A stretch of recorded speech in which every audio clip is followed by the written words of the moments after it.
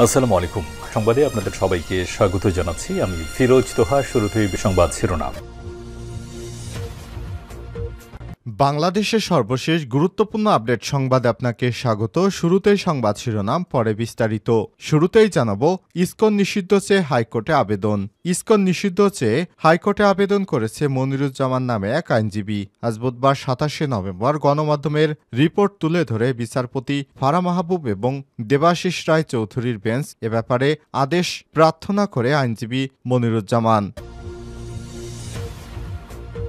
এরপর জানাবো, আইনজীবী আলিফের জানাজায় লক্ষ লক্ষ মানুষের ঢল। অ্যাডভোকেট সাইফুল ইসলাম আলিফের প্রথম জানাজা চট্টগ্রাম আদালতে অনুষ্ঠিত হয়েছে। আইনজীবী সহ বিপুল মানুষের ঢল নামে জানা যায়। এদিকে চট্টগ্রামে আইনজীবীকে হত্যা, যা জানালেন প্রধান উপদেষ্টার কার্যালয়। চট্টগ্রামে আইনশৃঙ্খলা রক্ষাকারী বাহিনী ও আইনজীবীদের সঙ্গে সম্মিলিত সনাতনী জাগরণ জোটের মুখপাত্র চিন্ময় কৃষ্ণ দাস ব্রহ্মচারীর অনুসারীদের সংঘর্ষের সময় একজন আইনজীবীকে হত্যা করা হয়েছে। আজ বিকেলে আদালত ভবনের মূল ফটকের সামনে রঙ্গম সিনেমা হল সংলগ্ন এলাকায় এই ঘটনা ঘটে। এই ঘটনার পর চট্টগ্রামে রাতভর অভিযান চালিয়ে বেশ কয়েকজনকে গ্রেপ্তার করে যৌথ বাহিনী। জানাবো, স্ত্রীকে হত্যার মামলায় জামিন পেলেন সেই আলোচিত এসপি বাবুল আক্তার। স্ত্রী মাহমুদা খানম মিতুকে হত্যার অভিযোগে করা মামলায় সাবেক পুলিশ সুপার এসপি বাবুল আক্তারকে জামিন দিয়েছে হাইকোর্ট। আজ বুধবার ২৭শে নভেম্বর বিচারপতি মোহাম্মদ আতাউর রহমান ও বিচারপতি আলী রেজার হাইকোর্ট বেঞ্চ তাদের শুনানি শেষে জামিন আবেদন মঞ্জুর করেন। এদিকে জামাত ইসলামের নেতৃত্বে চীন সফরে যাচ্ছে ৪ দলের ১৪ নেতা।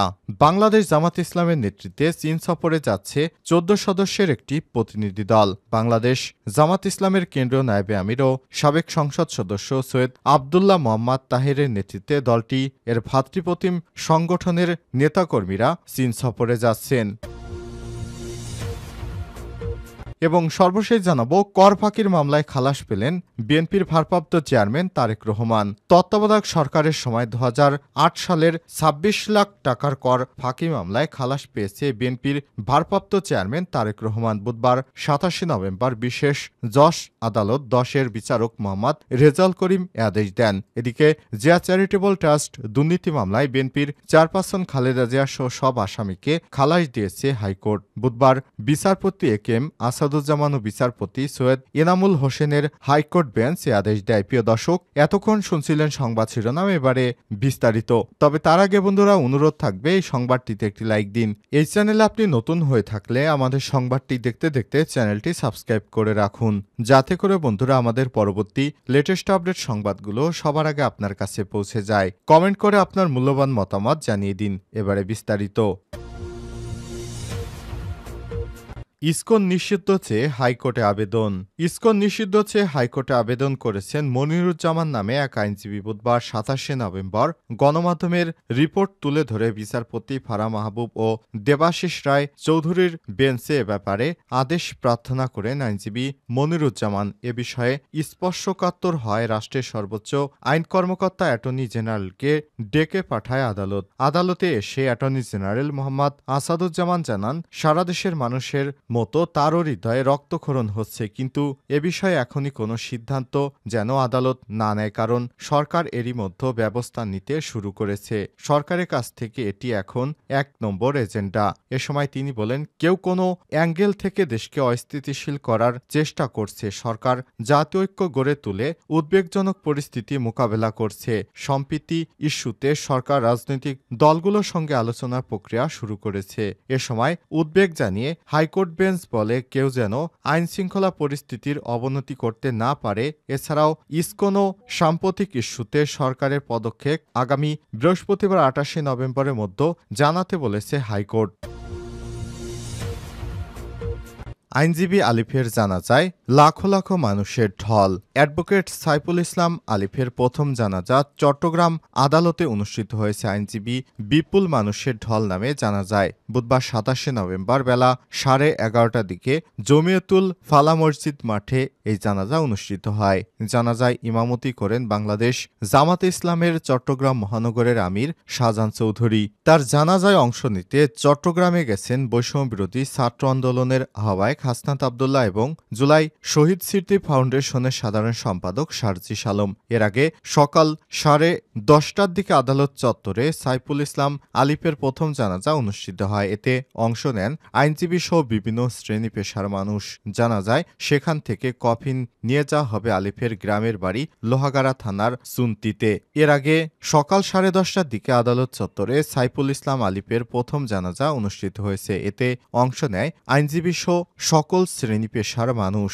সেখানে অন্তর্বর্তীকালীন সরকারের উপদেষ্টা এএফ হাসান আরিফ ও প্রশাসনের ঊর্ধ্বতন কর্মকর্তা এবং চট্টগ্রাম জেলা আইনজীবী সমিতির নেতারা শরিক হন। এরপর দ্বিতীয় জানাজা অনুষ্ঠিত হয় জমিয়তুল ফালা মসজিদ ময়দানে। এ সময় আলিফ হত্যাকাণ্ডে জড়িতদের দ্রুত আইনের আওতায় এনে বিচারের দাবি জানান আইনজীবী নেতারা।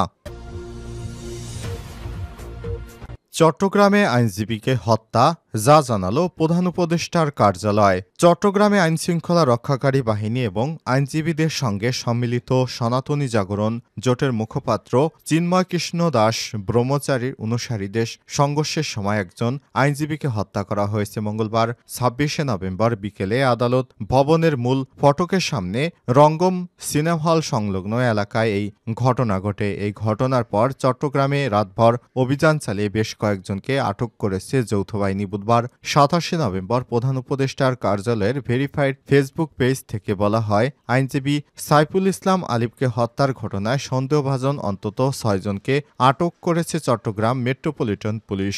ভিডিও ফুটেজের মাধ্যমে এই ৬ জনকে শনাক্ত করা হয়েছে। সামাজিক যোগাযোগ মাধ্যম ফেসবুকে আরও বলা হয়, মঙ্গলবার সংঘর্ষ চলাকালে ভাঙচুর ও পুলিশের উপর হামলার অভিযোগে পর্যন্ত ২১ জনকে গ্রেপ্তার করেছে সিএমপি। বন্দরনগরীর দেশীয় কম্প্রোমাইজ এক্সপ্লোজ ককটেল শো আওয়ামী লীগ ও নিষিদ্ধ ঘোষিত ছাত্রলীগের ৬ সদস্যকে গ্রেপ্তার করা হয়েছে। এদিকে এই ঘটনায় চট্টগ্রাম নগরীর কোতোয়ালি থানায় ২টি মামলা দায়েরের প্রক্রিয়া চলছে বলে জানিয়েছে পুলিশ। প্রসঙ্গত, চট্টগ্রাম আইনশৃঙ্খলা রক্ষাকারী বাহিনী ও আইনজীবীদের সঙ্গে বাংলাদেশ সম্মিলিত সনাতনী জাগরণ জোটের মুখপাত্র চিন্ময় কৃষ্ণ দাস ব্রহ্মচারীর অনুসারীদের সঙ্গে সংঘর্ষের সময় এক আইনজীবী নিহতের ঘটনা ঘটে। নিহত আইনজীবীর নাম সাইফুল ইসলাম ওরফে আলিফ ৩৫। তিনি সহকারী সরকারি কৌশলী এপিপি ছিলেন। আলিফ লোহাগাড়ার চুন্তি এলাকার জালাল উদ্দিনের ছেলে। গতকাল মঙ্গলবার বিকেল ৩:৪টার দিকে ইসকনের অনুসারীরা চট্টগ্রাম আদালত এলাকায় বিভিন্ন প্রতিষ্ঠানে হামলা শুরু করলে আইনজীবী সাইফুল ইসলাম আলিফ তাদের বাধা দেয়। এরপর তাকে তুলে নিতে আদালতে প্রধান ফটকের বিপরীতে রঙ্গম টাওয়ারের সামনে নিয়ে যাওয়া হয়। সেখানে সাইফুলকে কুপিয়ে আহত করে ইসকনের সদস্যরা। গুরুতর আহত অবস্থায় সাইফুলকে উদ্ধার করে চমেক হাসপাতালে নেওয়া হলে কর্তব্যরত চিকিৎসক তাকে মৃত ঘোষণা করেন। স্ত্রীকে হত্যার মামলায় জামিন পেলেন বাবুল আক্তার। স্ত্রী মাহমুদা খানম মিতুকে হত্যার অভিযোগে করা মামলায় সাবেক police super SP Babul Akhtar জামিন পেয়েছেন। আজ বুধবার ২৭ নভেম্বর বিচারপতি মোহাম্মদ আতোয়ার রহমান ও বিচারপতি আলী রেজার হাইকোর্ট বেঞ্চ তাকে জামিন দিয়েছে। এর আগে গত ১৪ আগস্ট চট্টগ্রামে তৃতীয় অতিরিক্ত মহানগর দায়রা জজ মোহাম্মদ জসিম উদ্দিন এর আদালতে জামিন আবেদন করেছিলেন এসপি বাবুল আক্তার। পরে ১৮ আগস্ট বিচারক তার জামিন নামঞ্জুর করে আদেশ দেয়। ২০১৬ সালের ৫ জুন চট্টগ্রাম নগরের নিজাম রোড এলাকায় দুর্বৃত্তদের গুলি ও ছুরিকাঘাতে নিহত হন মাহমুদা খানম মিতু। সে সময় তিনি ছেলেকে স্কুল বাসে তুলে দিতে যাচ্ছিলেন। এই ঘটনার সময় দেশজুড়ে ব্যাপক আলোচিত হয়। অন্যদিকে এই ঘটনার সময় মিতুর স্বামী পুলিশ সুপার বাবুল আক্তার ঢাকা অবস্থান করছিলেন। হত্যাকাণ্ডের পর চট্টগ্রামে ফিরে বাবুল আক্তার পাঁচলাইশ থানায় অজ্ঞাতনামাদের আসামি করে একটি হত্যা মামলা দায়ের করেন। তবে মামলার তদন্তে স্ত্রীকে হত্যায় স্বামী বাবুল আক্তারের সম্পৃক্ততার কথা জানায় police bureau of investigation PBI. তখন পিবিআইয়ের প্রধান ছিলেন বনজ কুমার। বলা হয়ে থাকে বনজ কুমারই নাকি বাবুল আক্তারকে ফাঁসিয়ে দিয়েছেন। পরবর্তীতে ২০২১ সালের ১২ মে আগের মামলায় আদালতে চূড়ান্ত প্রতিবেদন জমা দেওয়া হয়। অন্যদিকে একই দিন চট্টগ্রাম নগরের পাঁচলাইশ থানায় বাবুল আক্তারকে প্রধান আসামি করে দ্বিতীয় মামলা করেন মৃত্যুর বাবা ও সাবেক পুলিশ পরিদর্শক মোশারেফ হোসেন। সেদিন এ মামলায় বাবুল আক্তারকে গ্রেপ্তার দেখিয়ে আদালতে পাঠায় পিবিআই। সেই থেকে বাবুল আক্তার কারাগারেই রয়েছেন।